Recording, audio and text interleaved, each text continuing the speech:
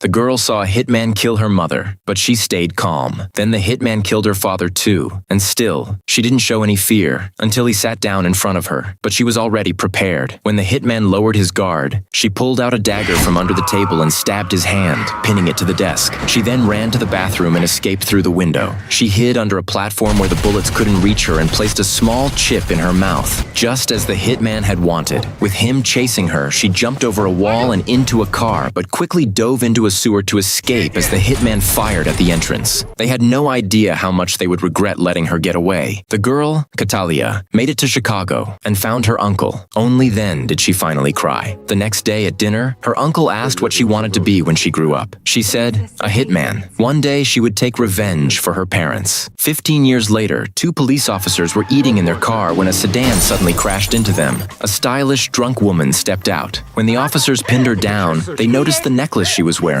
She was the girl from years ago, Catalia. The police arrested her and took her to jail, which was exactly what she wanted. That night, she planned to kill a prisoner. After dark, Catalia put on a black ops suit and used a hairpin to unlock her cell door. She moved aside a wall-mounted monitor, grabbed a coffee spoon and a glass of water, and made her way to the electrical room. There, she opened the air vent, wedged the spoon between the power switch, and pierced the glass to create a slow drip, setting a timer. Then she climbed into the vent and waited by the spinning fan. When the spoon filled and dripped water onto the wires, the power went out, stopping the fan. Catalia quickly crawled through. At that moment, the guard watching the prisoner went to the restroom. Catalia snuck up behind him and knocked him out. She dragged the unconscious officer to the prison door, entered the cell, forced the target to remove his shirt at gunpoint, shot him, and escaped. When the police heard the gunshot and rushed in, they found only their confused colleague holding the gun. Meanwhile, police were pursuing Catalia on the rooftop. She jumped over the edge and held onto the railing to hide, then returned to her cell and changed clothes before the guards arrived to inspect. She fooled them all. The next day, FBI Inspector Ross arrived in Chicago. He was drawn there by an orchid drawn in lipstick on the victim's body. He realized the case was the 22nd murder and believed the killer was leaving a message, trying to make the world understand something through this pattern.